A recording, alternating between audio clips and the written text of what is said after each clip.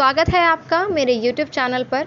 ये है वीडियो का पार्ट 2 और इसमें अब आज हम पढ़ेंगे आर्किटेक्चर ऑफ मेडिवल इंडिया के बारे में। इससे पहले हमने वीडियो के पार्ट 1 में एंशिएंट इंडिया की आर्किटेक्चर के बारे में पढ़ा था। इस वीडियो में हम कवर करेंगे मेडिवल इंडिया के आर्किटेक्चर को, जैसे कि हमने एंशिएंट इंडिया की आर्किटेक्चर को कवर किया था। 7वीं सेंचुरी के दौरान इस्लामिक कल्चर के इन्फ्लुएंस के कारण इंडियन आर्किटेक्चर और इस्लामिक आर्किटेक्चर का मिक्सअप होने के कारण इंडो इस्लामिक आर्किटेक्चर की शुरुआत हुई इंडियन कॉन्टिनेंट पर। और इसके दौरान मेडिवल पीरियड में बहुत से जितनी भी डायनेस्टीज़ या रूलर्स आए, उनके दौरान बहुत सी मॉन्यूमेंट्स और बिल्डिंग्स का निर्माण किया गया, जिनको इंडो इस्लामिक आर्किटेक्चर के नाम से जाना जाता है। उन्होंने कई मॉन्यूमेंट्स और बिल्डिंग्स का निर्माण किया, जिसको हम आज भी देखते हैं, आज के लोग उन्हें पहचानते हैं। तो सबसे पहले हम बात करेंगे दिल्ली सल्तनत के बारे में, जो 1206 से लेकर 1526 एडी तक चली, जिसमें हमने आर्किटेक्चर को दो कैटेगरीज में डिवाइड किया। एक था इंपीरियल स्टाइल ऑफ आर्किटेक्चर और दूसरा था provincial style of architecture. Imperial style of architecture वो आर्किटेक्चर था जिसको दिल्ली सल्तनत के राजाओं के द्वारा पेट्रोनाइज किया गया था, मतलब वो आर्किटेक्चर जिसको राजाओं ने शुरू किया, और प्रोविंशियल स्टाइल ऑफ आर्किटेक्चर जिसको प्रोविंस के राजाओं ने स्टाइल किया। इंपीरियल स्टाइल ऑफ आर्किटेक्चर जो है वो बहुत सारी डायनेस्टीज़ के टाइम में फ्लॉरिश हुआ। सबसे पहली जो डायनेस्टी थी वो थी स्लेव डायनेस्टी। इसको मामलुक डायनेस्टी भी कहा जाता है, इसलिए इनके आर्किटेक्चर को मामलुक स्टाइल ऑफ आर्किटेक्चर भी कहा गया। इसके दौरान कई हिंदू स्ट्रक्चर्स को डिमोलिश करके उनको नई बिल्डिंग्स बनाया गया। Qutub Minar was the prime example of this architecture. Qutub Minar बनाई गई। कुव्वतुल इस्लाम मस्जिद का निर्माण किया गया। इसके बाद अढ़ाई दिन का झोपड़ा, जो इस वक्त अजमेर राजस्थान में है, इसका भी निर्माण स्लेव डायनेस्टी के टाइम पर ही किया गया। ये देखिए, पहली पिक्चर है अढ़ाई दिन का झोपड़ा की, और ये सेकंड पिक्चर है कुव्वतुल इस्लाम मॉस्क्यू की, जिसका निर्माण स्लेव डायनेस्टी के द्वारा किया गया। इसके बाद आती है खिलजी डायनेस्टी, जिसका शासनकाल रहा 1290 से लेकर 1320 ईस्वी तक, और इन्हें सेल्जुक स्टाइल ऑफ आर्किटेक्चर भी कहा जाता है। इनके टाइम में रेड सैंडस्टोन से मोस्टली कंस्ट्रक्शन किया गया, और वहाँ का सबसे जो प्रोमिनेंट आर्किटेक्चर उनका रहा वो था अलाई दरवाज़ा, जिसकी स्थापना अलाउद्दीन खिलजी ने की थी, and it was build by Alauddin Khilji in 1311 AD. इसके बाद आती है तुगलक डायनेस्टी। इनके टाइम में कुछ ज़्यादा खास आर्किटेक्चर में कोई ज़्यादा डेवलपमेंट्स नहीं हुई, बस कुछ कंस्ट्रक्शंस किए गए, जैसे कि उस टाइम पर ग्रे सैंडस्टोन का यूज़ किया गया, और कुछ शहर बसाए गए, जैसे कि तुगलक डायनेस्टी के फेमस जो रूलर रहे हैं फ़िरोज़ शाह तुगलक, उन्होंने फ़िरोज़ाबाद की स्थापना की। सिटी ऑफ तुगलकाबाद की स्थापना की गई, जहाँपनाह शहर की स्थापना की गई। फिर हम बात करेंगे प्रोविंशियल स्कूल ऑफ आर्किटेक्चर के बारे में। जो छोटी छोटी प्रोविंसेस थी, उनका भी अपना एक आर्किटेक्चर डेवलप हुआ, जिनको हमने प्रोविंशियल आर्किटेक्चर कहा, जिसमें छोटे छोटे अलग अलग प्रोविंसेस के अलग अलग स्कूल ऑफ आर्किटेक्चर की डेवलपमेंट हुई, जैसे Bengal school of architecture, Jaunpur school of architecture, Malwa school of architecture, और बीजापुर स्कूल ऑफ आर्किटेक्चर। तो ये ऐसे आर्किटेक्चर थे जिनके तहत कई मॉन्यूमेंट्स बनाए गए, और उनको उस आर्किटेक्चर का नाम दिया गया कि ये इस प्रोविंशियल स्कूल ऑफ आर्किटेक्चर के तहत ये बिल्डिंग जो है बनाई गई है। इस तरह से प्रोविंशियल स्कूल ऑफ आर्किटेक्चर का निर्माण हुआ। उसके बाद आती है आर्किटेक्चर की गोल्डन एरा, जिसे हम कह सकते हैं मुग़ल आर्किटेक्चर की एरा। मुग़ल्स जो थे वो आर्ट और आर्किटेक्चर के बहुत बड़े पैट्रॉन्स थे। उन्होंने बहुत सारे मॉन्यूमेंट्स और बिल्डिंग्स बनाए, जो आज के ज़माने में भी वैसे के वैसे ही खड़े हैं, जिसको बहुत वर्ल्ड वाइड जाना जाता है। तो मुग़ल्स जो थे, उन्होंने अपने आर्किटेक्चर के थ्रू दुनिया में अपना एक बहुत ही ज़्यादा इम्पॉर्टेंट प्लेस बनाया।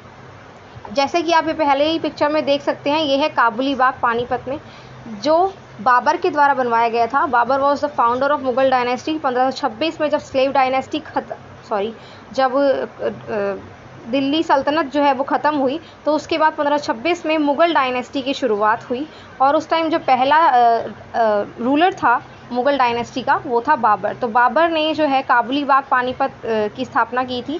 उसका जो जीवन काल था वो ज़्यादा लंबा नहीं था, तो उसके टाइम में ज़्यादा मॉन्यूमेंट्स की स्थापना नहीं हो पाई। आगे जो कई रूलर्स आए मुग़ल एरा में, उन्होंने बहुत सारे मॉन्यूमेंट्स की स्थापना की या बिल्डिंग्स की स्थापना की, जैसे हम अभी आगे बात करेंगे। आगे है आगरा का फोर्ट। आगरा फोर्ट का निर्माण अकबर के टाइम पर किया गया था, and it was the first construction which started during the rain of Akbar. और इस किले के अंदर बाकी जो स्ट्रक्चर्स हैं उन सभी का निर्माण शाहजहाँ के टाइम पर किया गया, बट आगरा फोर्ट का निर्माण अकबर के टाइम पर किया गया। सेकंड जो पिक्चर आप देख रहे हैं वो है बुलंद दरवाज़ा की। इसका निर्माण अकबर के टाइम पर ही 1576 एडी में किया गया था और इसकी जो स्थापना है अकबर की, अकबर ने जब गुजरात पर जीत हासिल की थी तो उसकी खुशी में अकबर ने बुलंद दरवाज़ा की स्थापना की थी और इसको वर्ल्ड का हाईएस्ट गेटवे भी माना जाता है।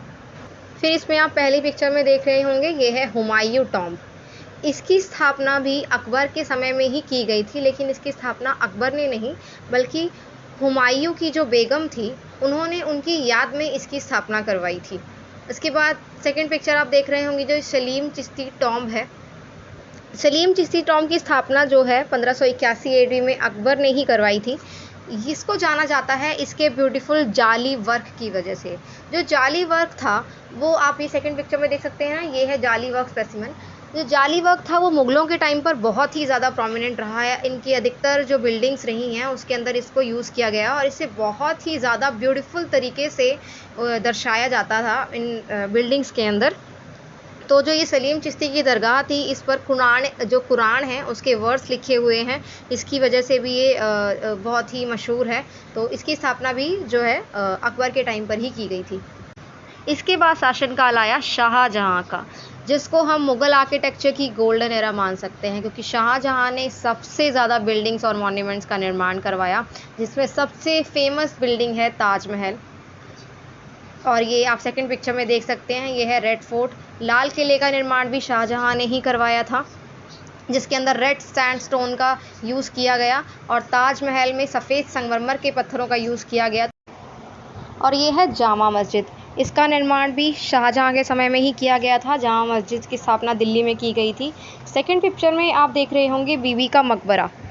इसकी स्थापना औरंगज़ेब के समय की गई। उन्होंने अपनी वाइफ बेगम रबिया उद दुर्रानी की याद में इसकी स्थापना की थी। ये औरंगाबाद में स्थित है और इसे ताजमहल की सस्ती नकल भी कहा जाता है।